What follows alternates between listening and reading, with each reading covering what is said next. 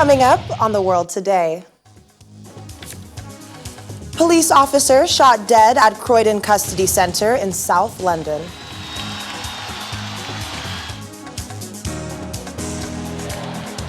Two people severely injured in a knife attack in Paris.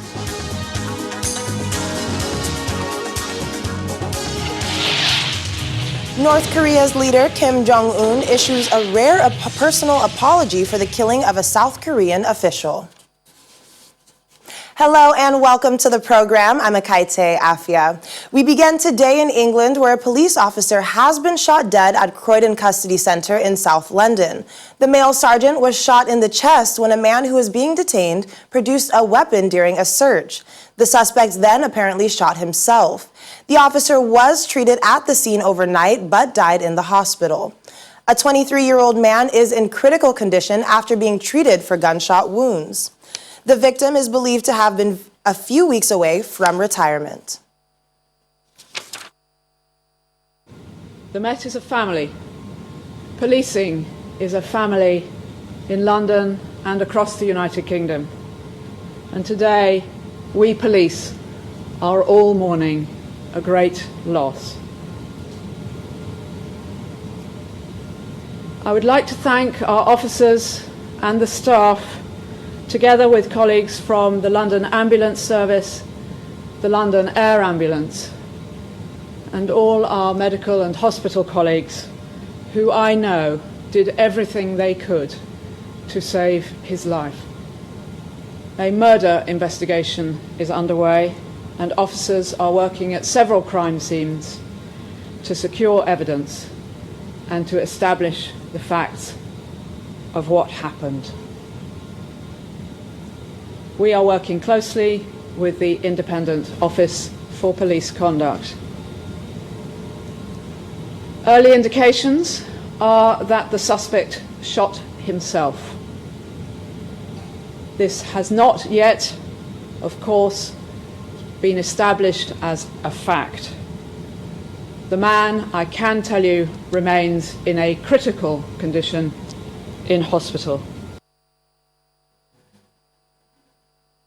In France, two people have been seriously hurt in a knife attack in Paris near the former offices of the satirical magazine Charlie Hebdo. Reports say two suspects have been arrested in connection with the attack. The attack comes as a high-profile trial of 14 people alleged to have been involved in the 2015 attack on Charlie Hebdo is underway in Paris.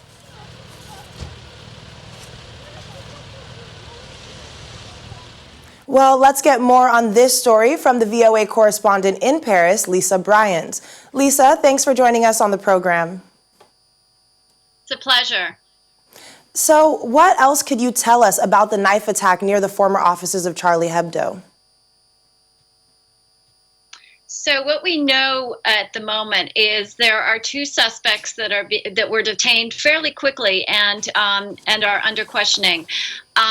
They seem to both be of foreign origin. That's according to the latest news reports. And as you noted, so there were a lot of very chilling sort of parallels with the actual attack that took place in 2015 and the trial that you just mentioned. So these attacks took place, as you said, in front of the old headquarters of Charlie Hebdo. They targeted two journalists from a production company that worked alongside in the same building as Charlie Hebdo. The timing was actually pretty much the same time as when the Charlie Hebdo strikes in 2015 occurred. That was, in this case, it was late morning. So the Paris prosecutor, Jaime Heitz, drew a lot of parallels with this between these two attacks, and he said that's one of the reasons why they've opened a investigation into possible terrorism motive. As you noted, this is happening during the trial. So French are like reliving all the trauma of 2015, where we also had another attack in Paris in November 2015. So this is a very it's a very hard time for many Parisians. Well, speaking of the trauma of 2015, do you know if this attack is related to the trial of those alleged to have been involved in that 2015 attack on the offices? You know, there are parallels to, the trial is taking place at the same time.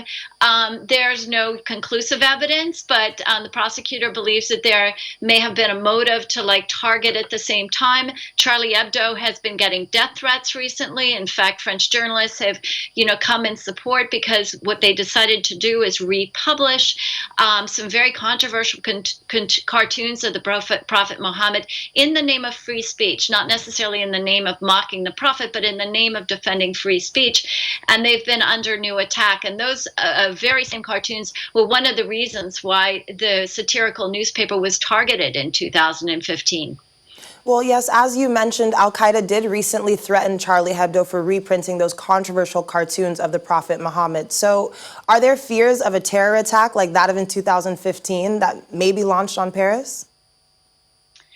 It's hard to say. The Europol, which is a European policing force, comes out with, an annual report. And what they found is across France and also across Europe, the numbers of attacks and the size of the attacks are much smaller now. Al-Qaeda is in Islamic State or in sub-Saharan Africa, but Islamic State in particular is no longer, this big organization that was trying to have a caliphate in the Middle East.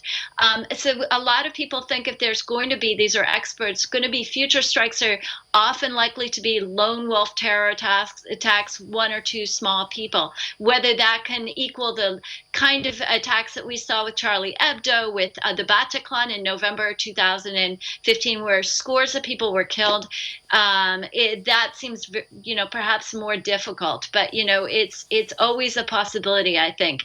One last quick thing to add is that it's coming right ahead of some draft legislation the government is supposed to be introducing within weeks, and President Macron is supposed to be talking about next week.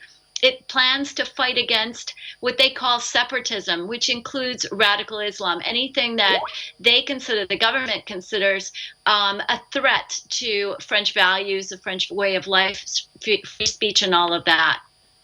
Well, yes, it definitely is important to consider that. I'm trying to figure out why this attack has happened. But what about the satirical magazine Charlie Hebdo? What are they saying about this latest attack?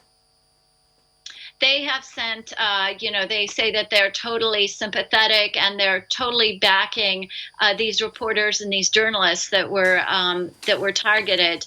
And of course, the survivors of Charlie Hebdo are reliving a very traumatic moment now, and some of them have gone and testified at this trial. So they say they have full solidarity with the two people who were injured in this attack today. All right. Well, Lisa, thank you so much for joining us and giving us some more clarity on that situation. Please stay safe.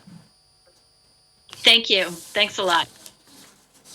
Well, North Korea's leader, Kim Jong-un, has issued a rare personal apology for the killing of a South Korean official. Mr. Kim reportedly told his South Korean counterpart, Moon Jae-in, that the disgraceful affair should not have happened. On Thursday, South Korea said the 47-year-old man was found by North Korean troops floating in the North's waters. He was then shot dead and his body set alight. The border between the Koreas is tightly policed, and the North is thought to have a shoot-to-kill policy in place to prevent coronavirus from entering the country. Russia opposition leader Alexei Navalny has thanked pilots and paramedics who he says saved his life with their timely actions. Mr. Navalny was flown from Russia to Berlin last month after falling ill on a domestic flight in Siberia. The West has demanded an explanation from the Kremlin, which has denied any involvement in the incident, saying it is yet to see evidence of a crime. Amid a surge in COVID-19 cases across Europe, several countries are reimposing lockdown restrictions to curb the spread of the virus. More on this and other updates in our Global Update. Final phase 3 trials of a Chinese coronavirus vaccine began in Turkey's northwestern province of Kusaheli as vaccine maker Sinovac Biotech unveiled plans to widen its test with children and adolescents later this month. 10 volunteers are taking the first dose of US-listed Sinovac Coronavac or a placebo at Kosaeli University Hospital per day, and the vaccine will be administered to more than 1,000 volunteering health workers over 10 days, and the second dose will be given 14 days after the first shot.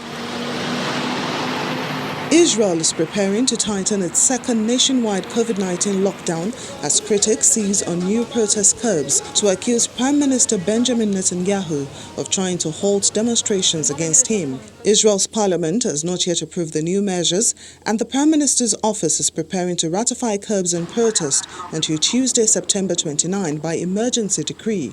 The tougher lockdown rules would in part restrict attendance at street protests to within 1 kilometer of citizens' homes, effectively shutting down months of demonstrations against the Prime Minister's handling of the pandemic and unconnected corruption allegations. The Spanish government has recommended reimposing a partial lockdown on all of Madrid city to curb the spread of coronavirus after local authorities imposed restrictions on just some areas of the wider region. Spain, one of the countries in Europe worst affected by the pandemic, was under a draconian lockdown from March till May, in which people could not leave their homes. The restrictions were lifted in stages and by region and was totally lifted on June 21. But the pandemic has surged again in recent weeks. People strolling in Naples had to wear face masks on Friday after the southern Italian region of Campania, which encompasses the city, made it compulsory for masks to be worn outdoors 24 hours a day as part of efforts to contain the disease. The new rule came into force on Thursday and is set to last until October 4 after the number of cases rose in recent days. The order by Regional Governor Vincenzo De Luca says masks must be worn at all times a day, even outdoors, and demands people respect social distancing. Of Italy's 1,786 cases recorded on Thursday, 195 were in Campania.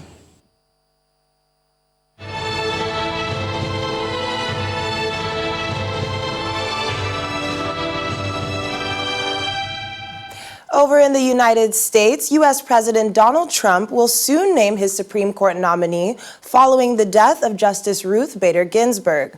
The announcement of Mr. Trump's pick is likely to set one of the most contentious confirmations processes in some times, with Republicans looking to hold a vote on the eventual nominee before the election on November 3rd over Democratic objections that it is too close to Election Day. Our Washington, D.C. correspondent Maria Bird gives us more on this now. President Trump will announce his pick for Supreme Court Justice over the weekend. Many are anticipating this pick as he has stated it will be a woman. Despite the projected favorite, Judge Amy Barrett, later today, President Trump will meet with one of 5 potential candidates, Judge Lagoa. No, they're all great women. They're brilliant, great scholars. By the way, while I'm here, would anybody prefer that I pick a man? No, we're going to pick an incredible woman, brilliant woman, and watch the abuse that she will take. Whoever, the decision's going to be announced on Saturday, 5 o'clock on Saturday, at the White House. And you see, we have tremendous Republican support.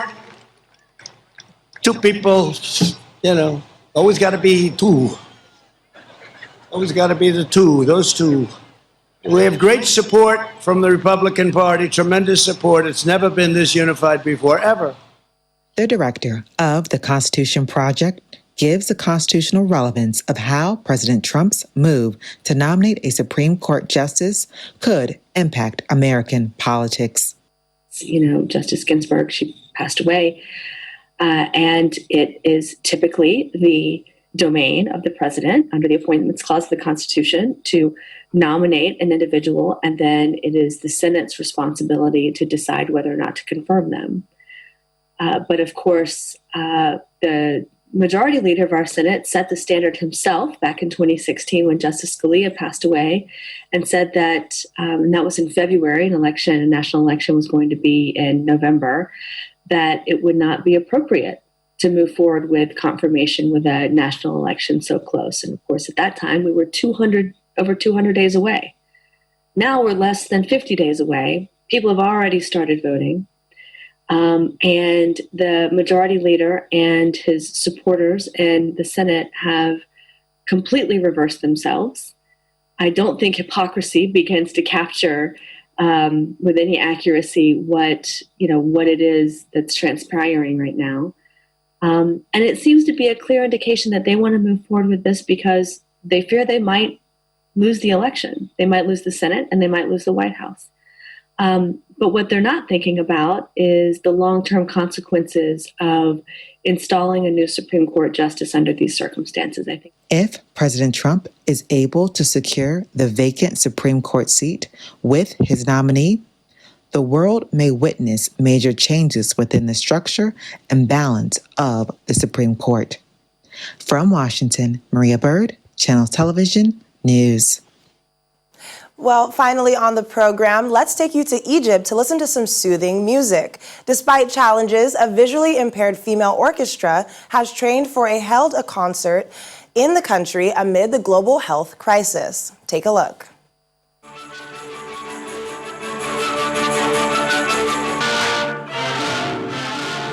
Founded in 1971, the Egypt's Al-Noor Amal Orchestra is entirely made up of women who are visually impaired, apart from their maestro. The women have had to adapt to special techniques to read and memorize their music notes, but these challenges are nothing compared to this year's global health crisis, they say. The coronavirus pandemic shut their rehearsal space and the women were forced to stay at home. The coronavirus came about and we all had to stay at home. The girls were very upset that they had to stay at home because they didn't have the special instruments and so couldn't rehearse. However, 3 weeks ago, as the government loosened coronavirus restrictions in the country, the women were able to come together to rehearse again, albeit in smaller groups. The work is less, slightly restricted. We cannot work comfortably. God willing, things will get better and we will go back to working in full capacity, even in concerts. Even today, we are playing with half of the orchestra. Hopefully, we will be back with full force. May God protect Egypt. The musicians specialize in Western classical music as well as modern Oriental music. They've been able to hold their first concert since the pandemic at the Manasteli Palace in Cairo, playing for a small group, wearing their masks and exercising social distancing. The orchestra has performed in more than 25 countries including Austria, Kuwait, the United Kingdom, Spain, Japan and Greece. Well, some beautiful music to take us right into the weekend. That's all for The World Today. I'm Akaite Afia. Have a great weekend and stay safe.